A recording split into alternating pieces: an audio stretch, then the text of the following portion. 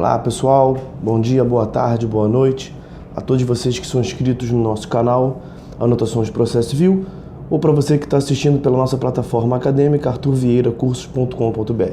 Se você não é inscrito no nosso canal no YouTube, é só acessar Anotações de Processo Civil, clicar no ícone do livro que fica no canto inferior do vídeo, ativar o sininho para que você se inscreva no canal e também receba as notificações dos vídeos que são constantemente disponibilizados. Se você não conhece a nossa plataforma acadêmica, passe por lá. Nós temos diversos cursos gratuitos com emissão de certificado para os senhores. No vídeo de hoje, nós vamos continuar a análise a respeito dos requisitos da tutela jurisdicional executiva. No último vídeo dessa playlist, nós analisamos os atributos da obrigação. A obrigação, que é representada no título executivo, ela deve ser certa, líquida e exigível. Nós, dentre outros dispositivos, vimos o artigo 783. Eu vou até retomar a leitura deles para os senhores, porque ele tem a ver com o tópico da aula de hoje. Diz o artigo 783. A execução para a cobrança de crédito fundar-se-á sempre em obrigação certa, líquida e exigível. Então veja que ele fala aqui sempre em título, que é o vídeo desse tópico atual, eu vou falar de título executivo, e é um link com o vídeo anterior, com a aula passada. A obrigação representada no título, essa obrigação deve ser certa, líquida e exigível.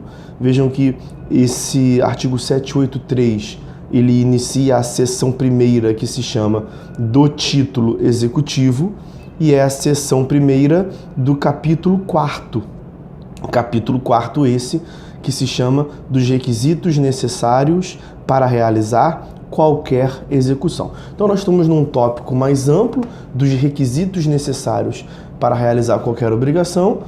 Devemos falar do título executivo e dos atributos da obrigação, que é representada no título executivo: certeza, liquidez e exigibilidade. Já vencemos esse segundo tópico, certeza, liquidez e exigibilidade da obrigação, no vídeo anterior. Vamos nesse vídeo tratar a respeito do título executivo. Eu quero inicialmente pedir vênias aqui por causa da minha voz. Eu estou meio baleado na saúde, estou me recuperando de uma forte gripe, mas nem por isso vamos deixar de gravar os vídeos que nós temos. Nós estamos conseguindo manter uma boa quantidade de vídeos, uma rotina legal aqui no nosso canal.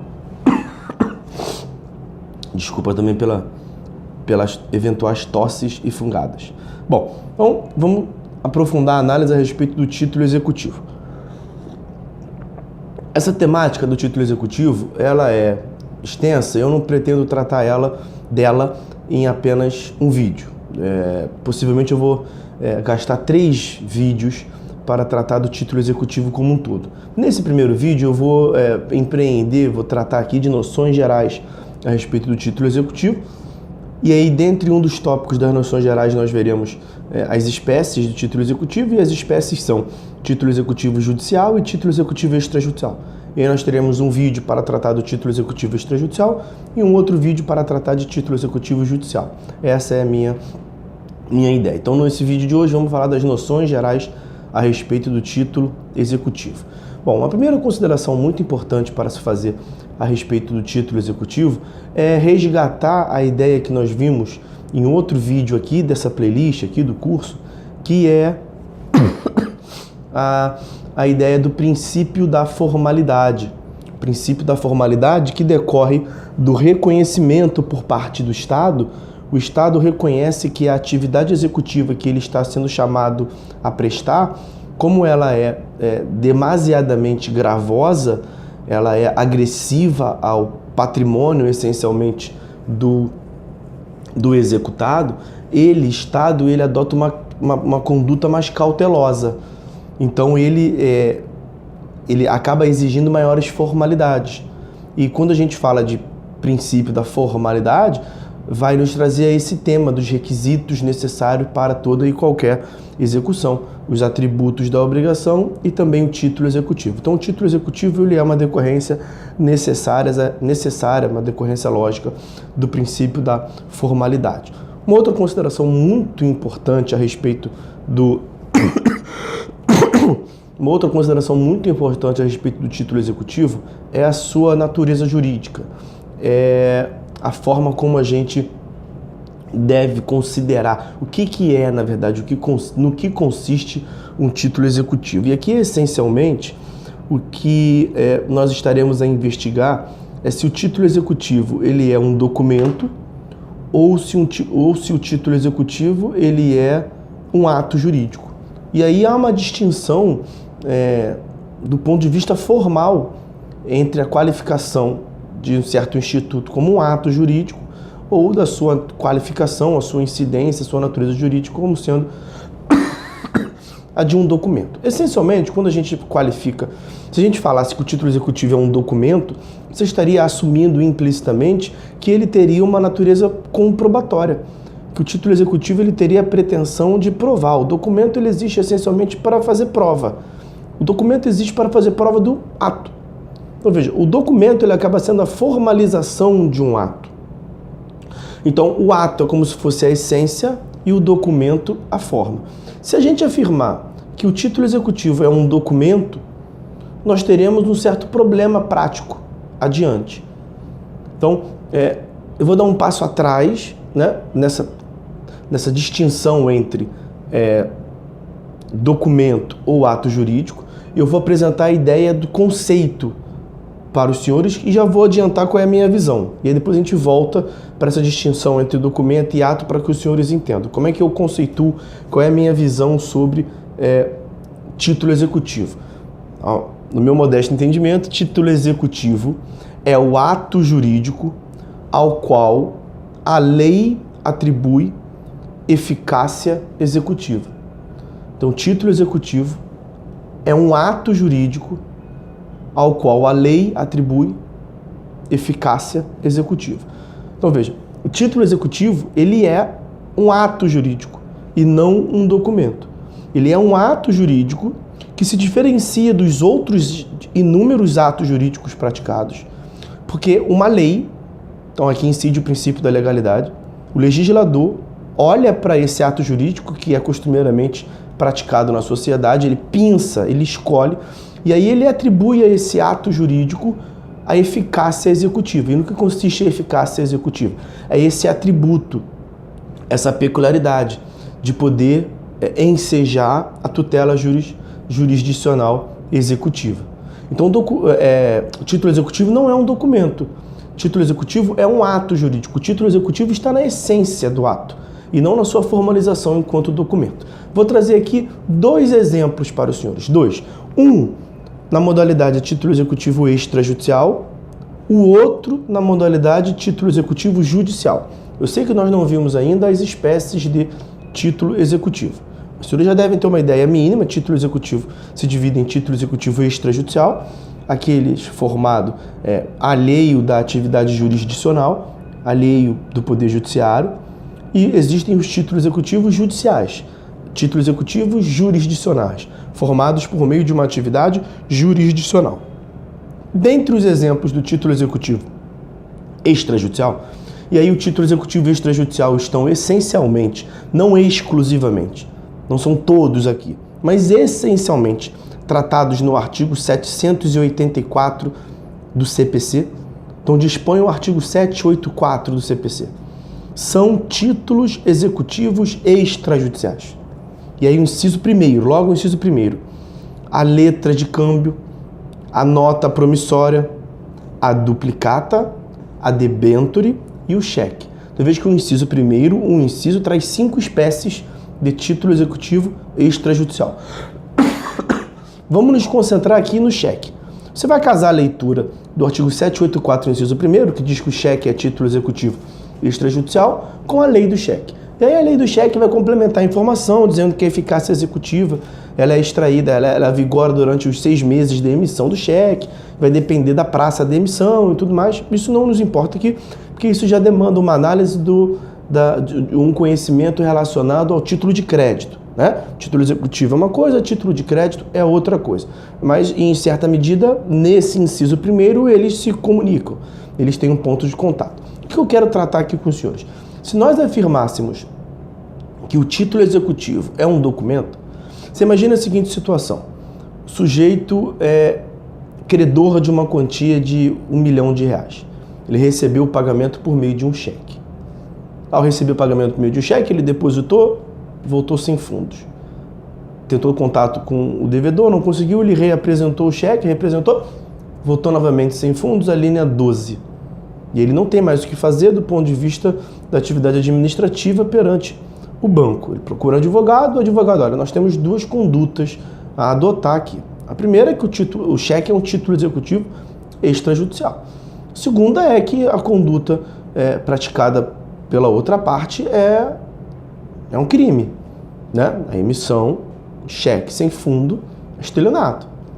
Então, acho que é prudente que a gente se dirija a uma delegacia de polícia para que dê ciência, até para que ele não pratique este ato perante terceiros. Então você imagina, esse credor que sofreu esse prejuízo, ele de boa fé, até para beneficiar terceiros, para que essa conduta não seja praticada com outras pessoas, para que a polícia possa pegar esse delinquente, ele vai até a delegacia, dá queixa, ele dá ciência da ocorrência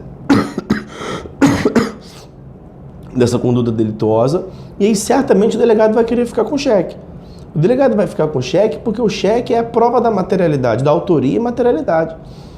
Nesse tipo de crime, invariavelmente, o delegado vai ter que fazer a perícia grafotécnica para amanhã ou depois afirmar se, uma vez chegando até o devedor que passou o cheque, se foi realmente ele quem assinou, porque aqui nós estamos falando de uma investigação na seara penal, criminal. E a pergunta que eu faço para os senhores é o seguinte: será então que esse credor que agiu de boa fé, que foi à delegacia até para beneficiar terceiros, ele não vai poder demandar perante a Justiça Civil? Será que o cheque ficando lá ele não pode propor uma execução? Se fosse o título executivo extrajudicial documento, não, porque o documento estava na delegacia. Agora, sendo o título executivo extrajudicial o ato jurídico é a essência.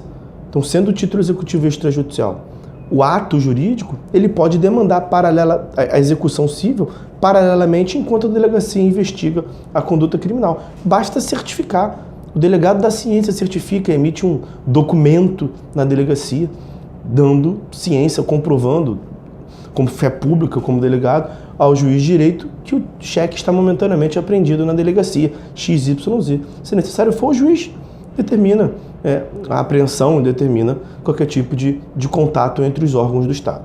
Tá certo? Então, isso do ponto de vista de título executivo extrajudicial.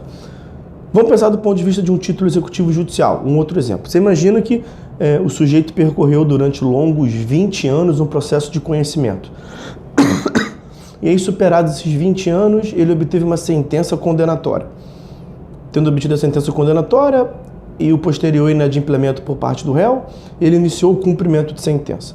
No meio do cumprimento de sentença, o réu, imagine autos físicos para fazer mais sentido, no meio do cumprimento de sentença, o réu, tendo ciência que estava perto, na iminência de ter os seus bens penhorados e ter os seus bens expropriados por conta da atividade executiva, ele se dirige até o cartório, pede para ver os autos e, quando está folheando os autos, ele retira a sentença, retira o documento, aquela folha de papel, documento da sentença, rasga, queima e aquele documento não existe mais.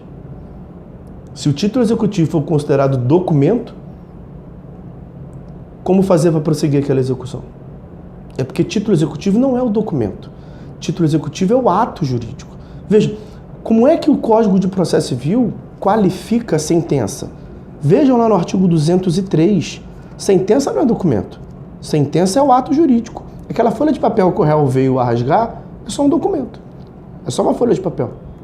O juiz imprime outro. Será um outro documento que vai representar o mesmo ato jurídico. Vejam, o 203, que trata dos pronunciamentos do juiz, 203, ele inicia a seção 4ª. e é a seção 4ª do título 1º, né, do livro 4º. E o livro 4º se chama dos atos processuais. Então, dentre os atos processuais, vai tratar dos atos das partes, dos auxiliares do juízo, os atos do juiz. Dentre os atos do juiz, nós temos lá artigo 203, sentença, 203, parágrafo 1º, a sentença. A sentença é um ato processual, sentença é um ato jurídico e não propriamente um documento, tá certo, senhores? Então, essa é uma distinção importante. Voltando à ideia de, ainda, sobre a conceituação, eu dizia, então já vi uma distinção entre a natureza jurídica, se é documento ou se é um ato jurídico. Título executivo é, com certeza, ato jurídico e não documento. Bom, mas eu dizia, na conceituação, título executivo é o ato jurídico ao qual a lei atribui eficácia executiva. Importante perceber que essa atribuição de eficácia executiva deve vir por lei. E aqui nós temos o aforisma romano, o aforisma que diz que nulla executio sine titulo, quer dizer, é nula a execução sem título, o que denota a ideia aí do princípio da formalidade. E nós temos um outro aforisma romano que diz nullum titulo sine lege, é nulo o título sem uma lei, porque quem deve atribuir eficácia executiva é a lei. E aqui, quanto ao ponto, uma consideração importante. Mais uma vez eu peço desculpas, senhores. Aqui uma consideração importante. Os senhores devem ter em mente que o artigo 190 do Código de Processo Civil, ele trouxe uma grande inovação, que é a cláusula geral dos negócios jurídicos processuais. E aí o que a doutrina vem se perguntando, e tem posições para todos os lados, é se as partes podem, por negócio jurídico processual, atribuir eficácia executiva a um ato jurídico qualquer. Então veja, um ato jurídico ao qual uma lei não atribuiu eficácia executiva. Um ato jurídico ao qual a lei não atribuiu eficácia executiva. As partes, por conta de um ato jurídico delas, um negócio jurídico processual, venham a atribuir essa eficácia executiva. Poderia ou não poderia? É uma certa divisão doutrinária. Até me parece que a corrente majoritária afirma que sim, por conta desse impulso e dessa euforia a respeito dos negócios jurídicos processuais. Então, atenção com a cláusula geral do artigo 190. E parece que o conceito não precisa ser mudado. Continua sendo uma lei que atribui eficácia executiva se a gente considerar que foi o artigo 190 do Código de Processo Civil quem autorizou essa possibilidade. Acaba de forma pelo menos indireta o artigo 190 permitindo que as partes atribuam eficácia executiva. E o artigo 190 do Código de Processo Civil é lei, um dispositivo de lei. Tá certo? Bom, uma outra consideração a respeito do título executivo. O título executivo ele é considerado para uma parcela para uma parcela da doutrina.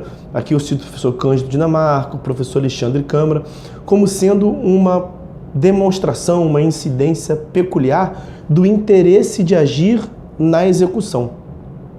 Como os senhores sabem, o interesse de agir é uma condição da ação, né? As condições da ação são legitimidade das partes e interesse de agir. O interesse de agir ele se divide o interesse de agir ele denota, ele passa a ideia de utilidade da intervenção do Poder Judiciário, e o interesse de agir nesse sentido de utilidade, ele se subdivide em interesse necessidade e interesse adequação. Interesse necessidade, interesse adequação. O título executivo ele teria a ver com interesse adequação. Ou seja, quando a parte possui um título executivo, isso já demonstraria para ela qual é o procedimento adequado que ela deve adotar. E aí é interessante que isso tenha a ver com o próximo tópico, que é inclusive o último, que nós já vimos mais ou menos, a gente pode até tratar de uma forma conjunta. As espécies de título executivo são título executivo judicial e título executivo extrajudicial. Nós temos um procedimento previsto para quando o título executivo ele é extrajudicial, que é o processo autônomo de execução, e nós temos um procedimento para quando o título executivo ele é judicial, que é o cumprimento de sentença. No próximo vídeo, quando a gente for tratar dos títulos executivos judiciais, nós até aprofundaremos um pouco melhor essa questão, basicamente por conta do artigo 515, parágrafo 1º. Mas, essencialmente, nesse vídeo introdutório, a gente pode ficar com essa ideia. Título executivo extrajudicial, processo autônomo de execução. Título executivo judicial, cumprimento de sentença. Se é assim, quando a parte detém um título executivo em mãos, ela já sabe o procedimento adequado de antemão. Então, nós temos aqui duas considerações. Se a parte não tem título executivo, ela não tem direito a uma tutela jurisdicional executiva, nem ao cumprimento de sentença, nem ao processo autônomo de execução. E aí nenhum desses dois procedimentos serão adequados, porque ela não possui título executivo nenhum. Então, nula executio sine título.